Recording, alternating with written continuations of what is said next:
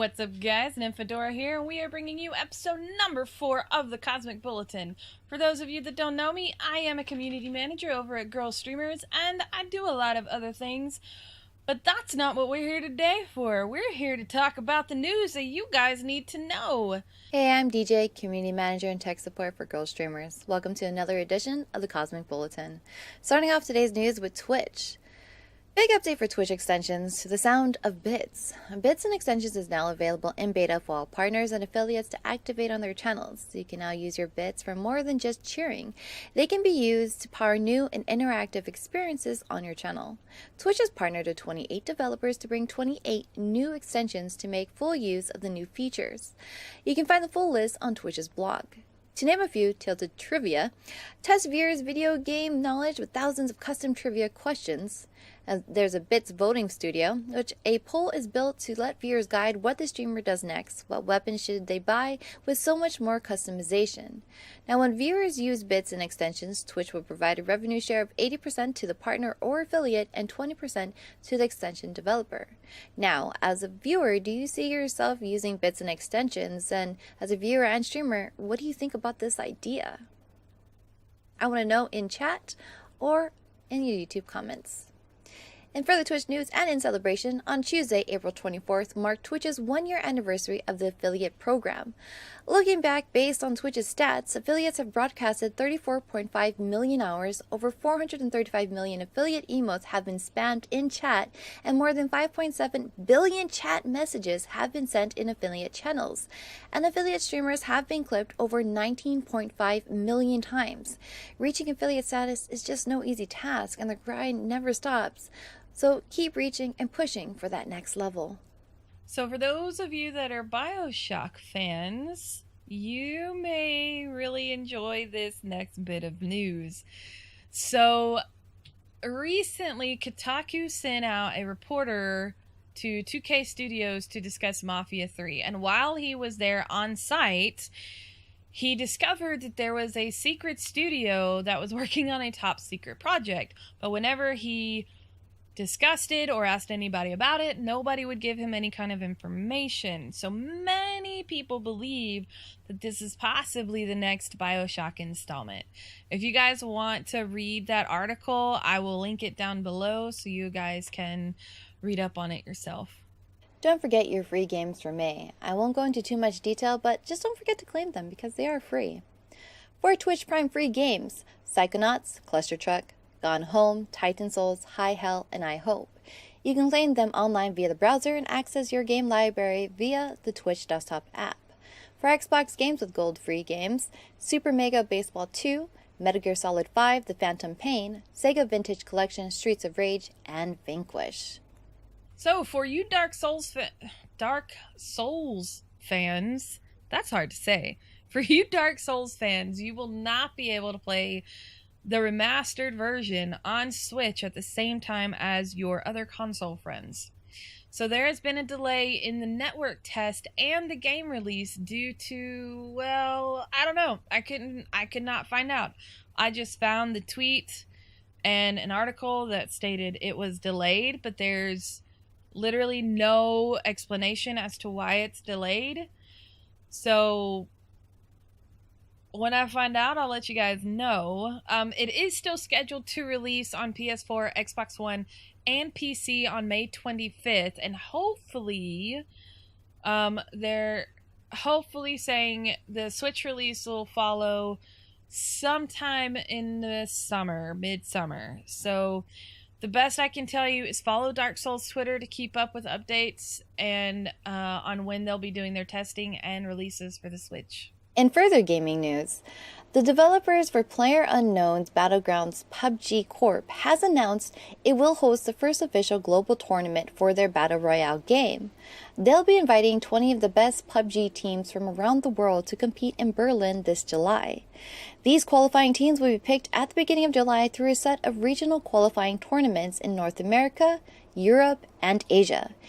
Gameplay at the main tournament will consist of a 4-player squad battles with third-person matches taking place July 25th through 26th and first-person matches taking place July 28th through the 29th.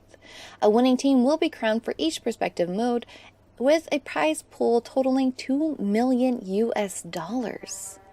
Continuing with more PUBG news, the developers are planning some big balancing changes to several game weapons and attachments. And while it continues to develop its third map, codenamed Savage, which will have new vehicles, more weapons, and an underground cave system, as well as it has been teased a screenshot of a proposed map selection UI. Players might finally be able to choose which map they want to play. The fan-requested feature was revealed to be in development on PUBG's Steam community page. For you Nintendo fans out there, there's a little bit of Nintendo news. First up, Animal Crossing Pocket Camp, which if you guys don't know what that game is, it is a mobile game. And they've recently released what they call fortune cookies in their latest patch. However, they're basically loot boxes. And there's quite a controversy over this, and people are not happy with this. And I actually play Animal Crossing, and I personally think they're kind of lame. I'm not gonna lie. So, you know, in any mobile game, you've got your currency that you get in game. You've got two currencies you can earn in game, but one of them you can also buy with real money. Well, the fortune cookies have you can buy two different types of fortune cookies. One you can buy with the in-game currency that you can't buy with real money, which is bells.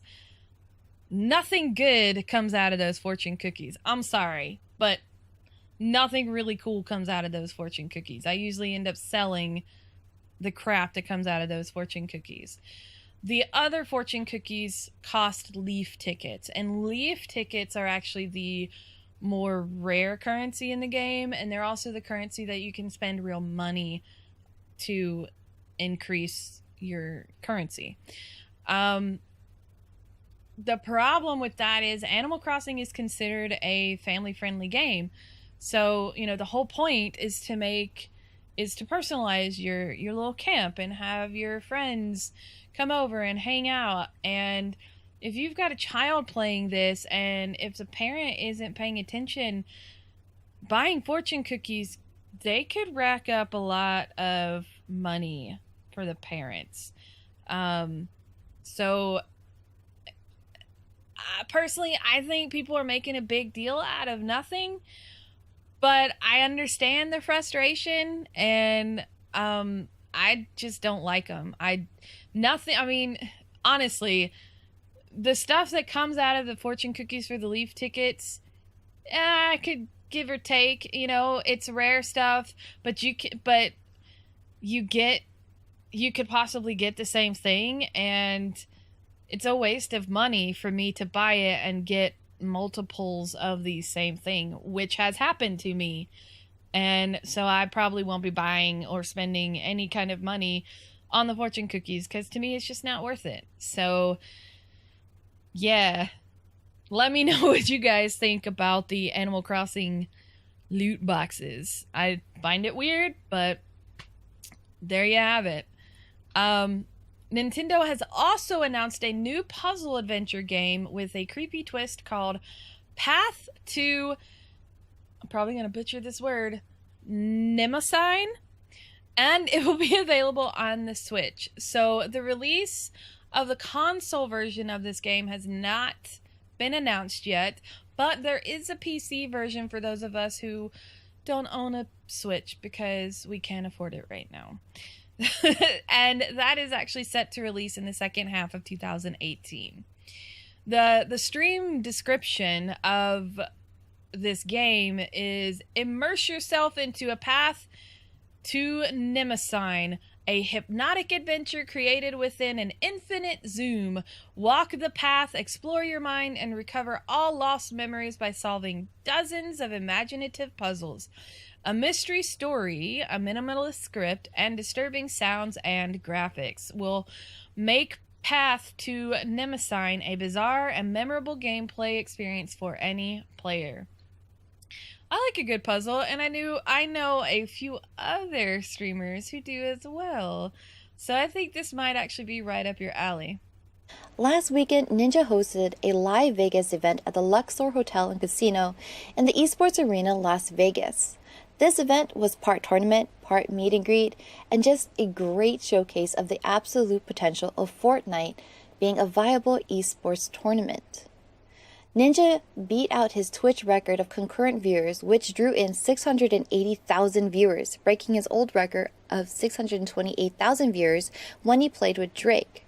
During this event, Ninja played 9 games with fans and top Fortnite players, with a cash prize pool totaling $50,000, $2,500 per win, and $2,500 for each person that killed Ninja in-game.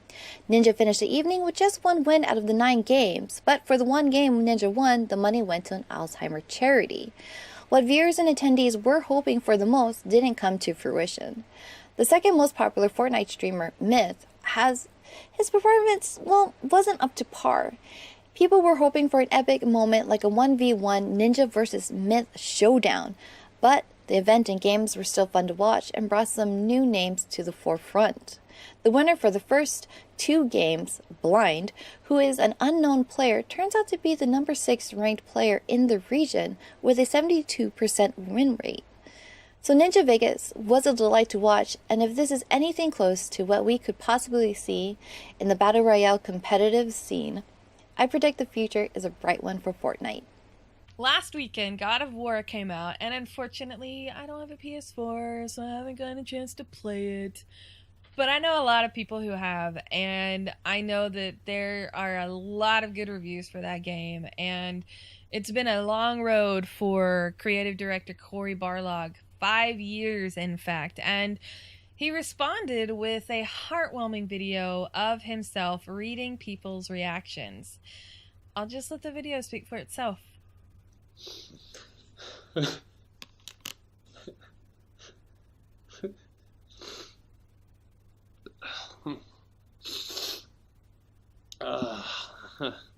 Now, I'm not gonna actually play the entire video, but I will link it down below in the description on YouTube. And just good job, guys. Congratulations to everybody who worked on that game. This next bit of news excited me initially, but after reading further into it, I'm left feeling a bit hopeful for future features. Xbox and Discord has announced a new collaboration together. Now, if you're thinking that Discord will replace your Xbox Party Chat, don't get too excited yet. Based on this announcement, by linking your Discord and Xbox accounts, you'll be able to see what your friends are playing. Nothing more, at least for now, I hope. Personally, I'm hoping for the ability to choose between Xbox Chat or Discord Chat for voice capabilities. Now, if you're interested in setting this up anyways, you can do so from your Xbox, and as an Xbox insider, you'll have an added option to link your Xbox Live account to your Discord account. Find this option under your account settings menu and selecting Link Social Accounts. Once you receive your unique code from Xbox, open the Discord app and insert the code within the Connections tab. To do this from your PC or from your mobile device, in the coming weeks, you'll see an option to link your Xbox account through the Connections tab under the User Settings. Do so by clicking on the Xbox Live option and sign into your account. After enabling permissions, your accounts will be linked. Also rolling out from Xbox is their April update. In this update, they added a bunch of video features, starting with Auto Low Latency Mode, or ALLM.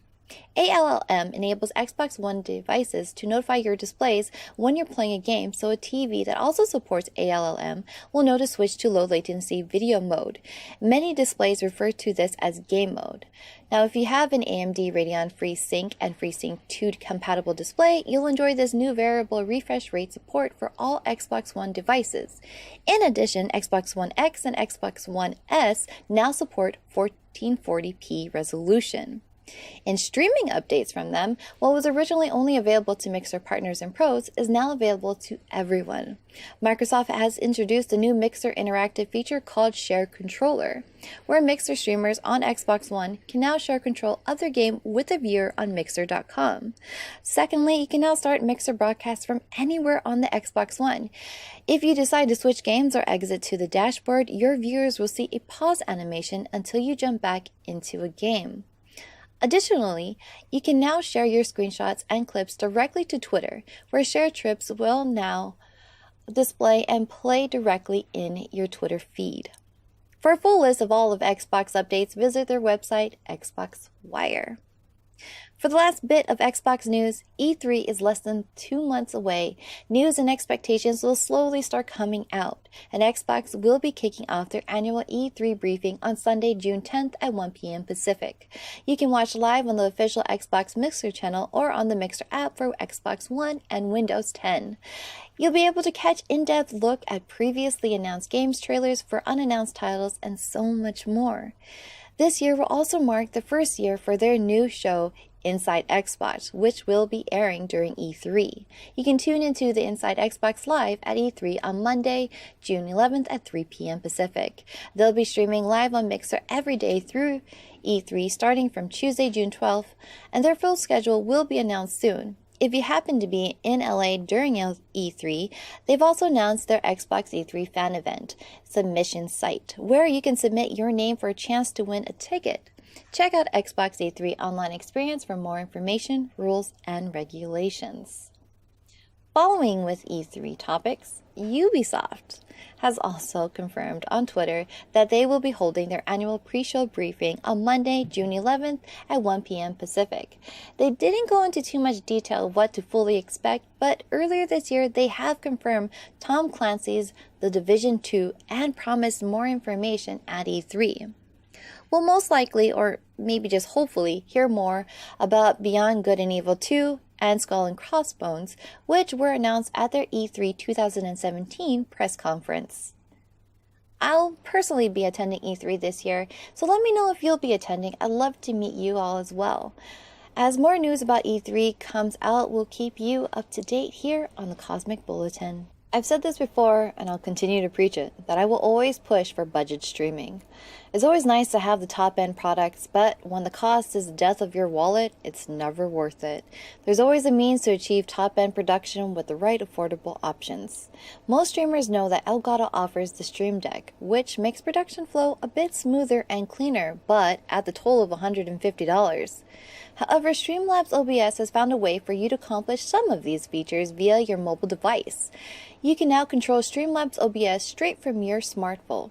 Think of this feature as a remote control for your TV. Once you've installed Streamlabs OBS and Streamlabs Mobile, you'll be able to switch between your scenes, start and stop streaming, start and start recording, show and hide sources, play and mute audio. It may not have every bell and whistle the Stream Deck has, but it does offer a lot of features that'll make your life easier. No need to memorize keyboard shortcuts, just access it from your phone.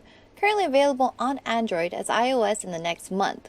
For more information on how to set up remote control for Streamlabs, visit the Streamlabs blog on Medium or click on the link in our info section located down below. So today I'm going to actually review a mobile game, and I'm really excited to review this because I also use the Streamlabs app to stream it, which we talked about that in the last episode of the Cosmic Bulletin.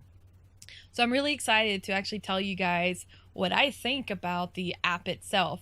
So first we'll talk about the game. Harry Potter Hogwarts Mystery is the mobile game that came out this week, and I have to say I like it. So it's a standard mobile game. You know, it's set up like every other mobile game.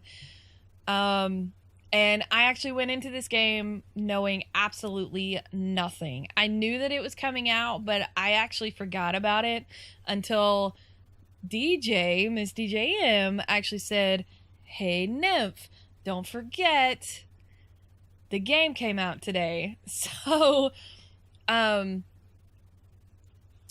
game is slated as a mystery game. I mean, it's in the title, but it's a mystery adventure game.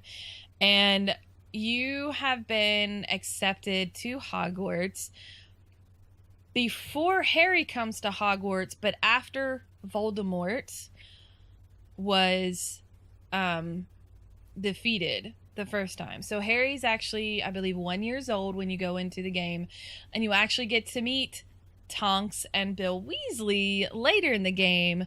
I believe it says year 3 and 4-ish. I'm only year 1. I've only been playing the game for two days. But I was actually pleasantly surprised to find all of my favorite characters, Dumbledore, Snape, they're all in it. And when you open the game up, you have the voice acting of Maggie Smith actually reading you your Hogwarts letter, which I thought was really neat. And they also used the actual score from Harry Potter, and I believe Michael Gambon also lends his voice, and Warwick Davis, which Professor Flitwick. So I think that's really cool that they actually got some of the actors to lend their voices to this game, which just to me makes it even more immersive. And I'm a huge, obviously a huge Harry Potter fan because Nymphadora is my screen name. So of course I went into the game with a little bit of a bias. But so there is energy, you have the galleons, and then you have gems. And if you run out of energy, you have to wait until you build up your energy to finish whatever task you're working on if you don't hit stars. So basically the premise of the game is you go in and you find out that you have a sibling. I don't know if you're male, if you have a sister. I think it's just a brother. But I had a brother who was expelled from Hogwarts, and he disappeared. And he was looking for these mysterious vaults at Hogwarts, and he went crazy. I don't know. So you're going through the game to figure out what happened to your brother and what actually happened at Hogwarts. So you're slowly learning all of this stuff. So it's a mystery game, right? So your mystery is to solve where your brother is. There's rumors that he went to work for Voldemort, and rumors that he was just absolutely crazy. Like, it's actually kind of captivating. You kind of want to find out what's going on with your brother. The dialogue at the beginning, it's a little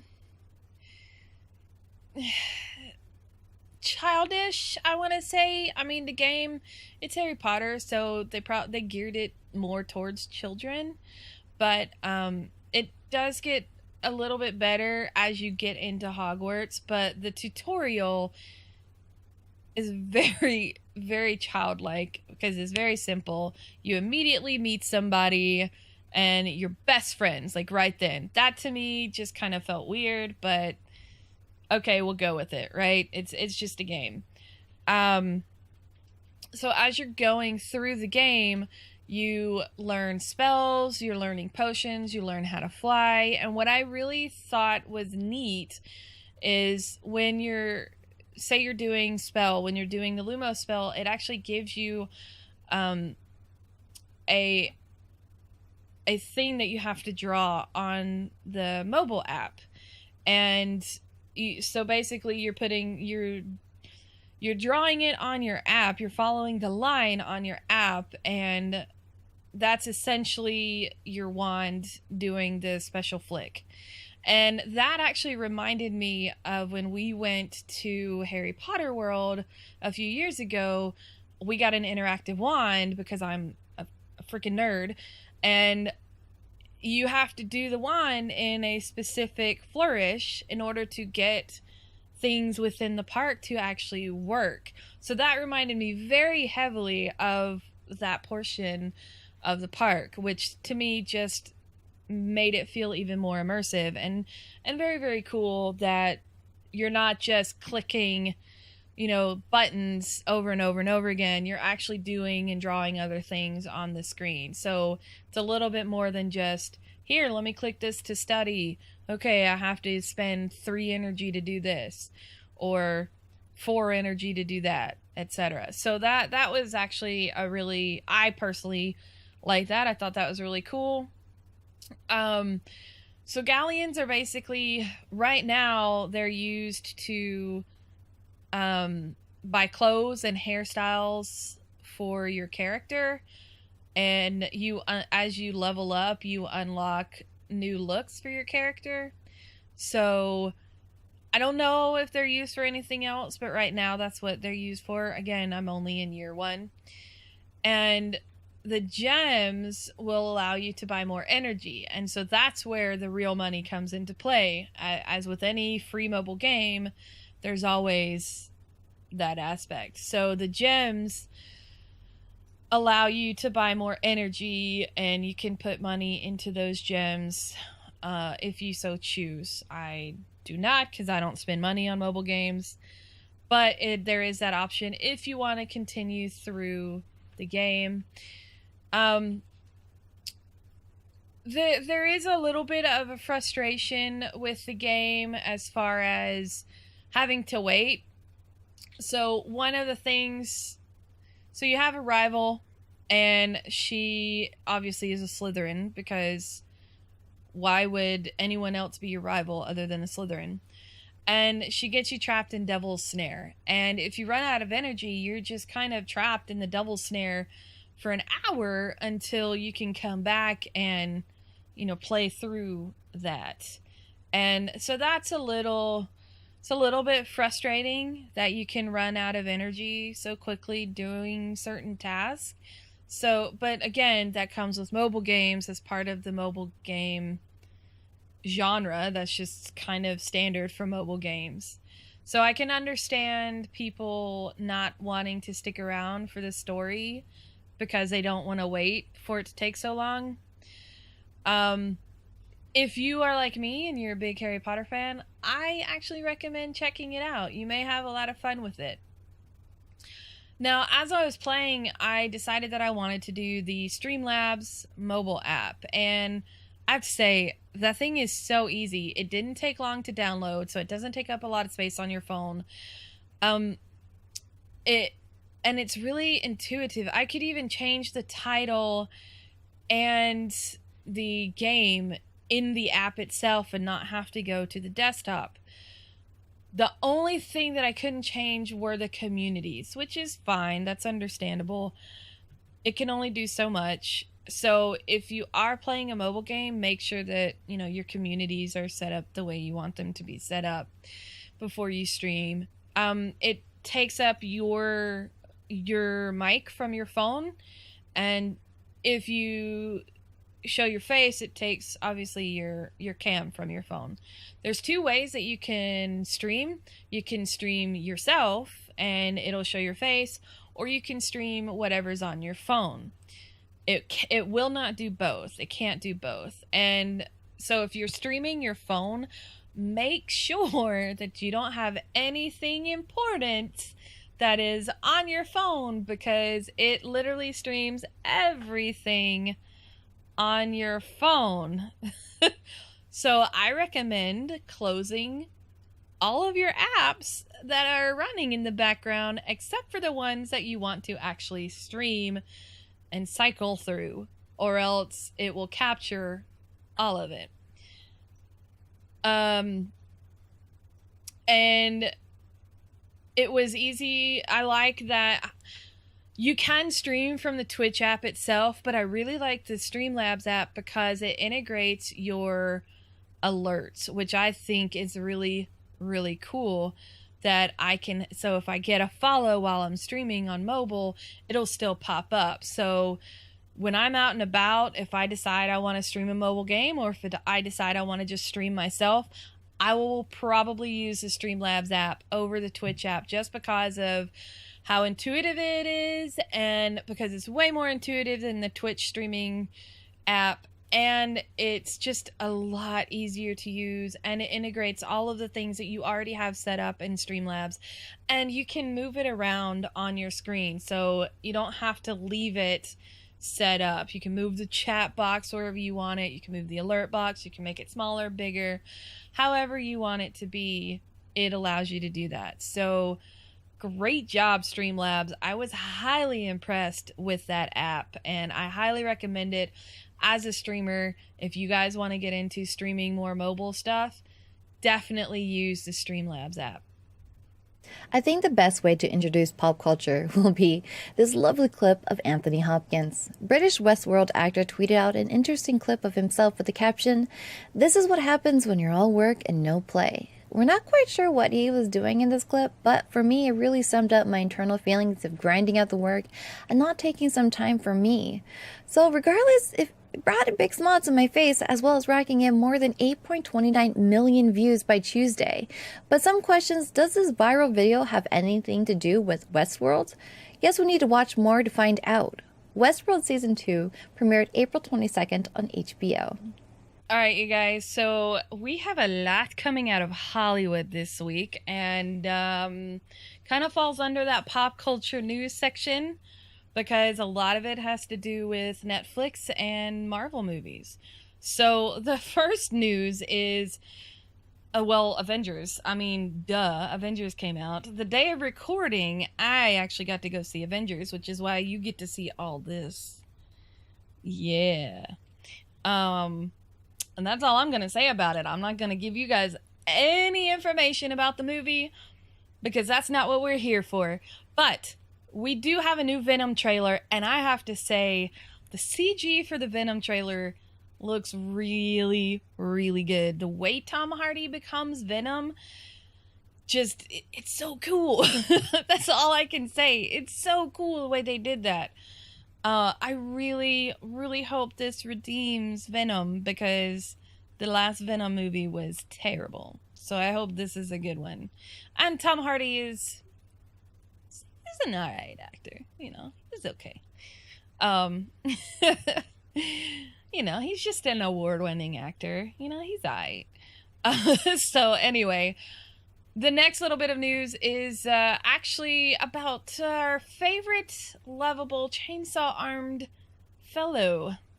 That's right, Mr. Bruce Campbell has announced that he will no longer play Ash once the final season of Ash vs. Evil is over. So, which I believe the season finale is coming up within the next couple of weeks. And once it's done, that's it.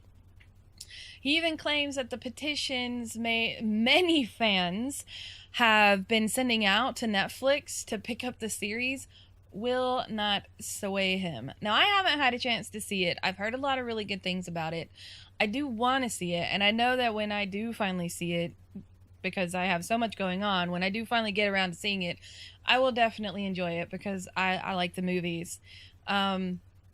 I'd say that's a really good run. We wanted a third movie, and we ended up getting 3 seasons of a TV show. So, you can't complain, right? Speaking of Netflix, though, Netflix has come out recently with their market cap, and their market cap or market value is now at $146 billion. Which is just $8 billion shy of Disney and Comcast. You guys, that is huge.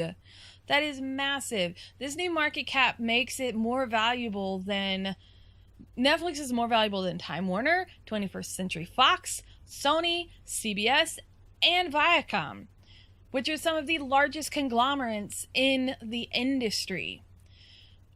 This is huge, and there's actually news out there that Netflix is considering buying up theaters. And I think one of the reasons they're considering that is because in order to be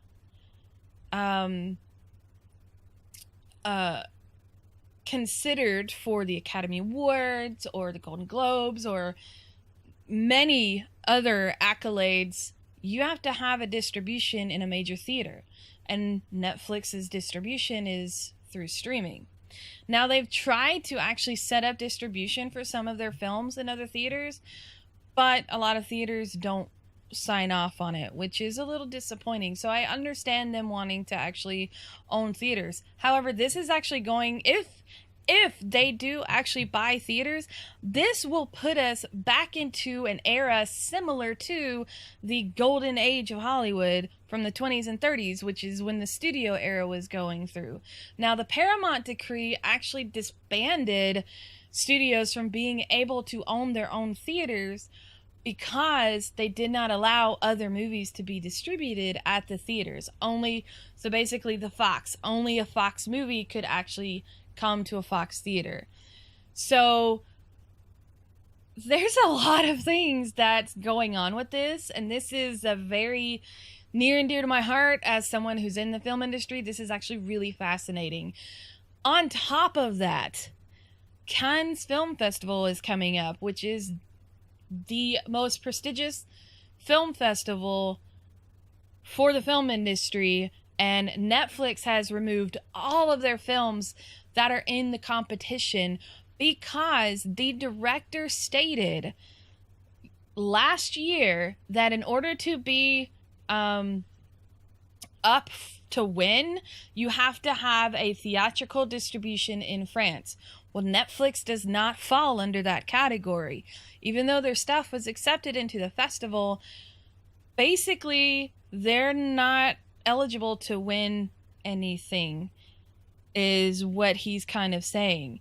And so they're boycotting the festival because they don't think it's okay. And personally, I actually don't agree with the director of the festival because everything is online now. Distribution is very popular online, and it's all going that way.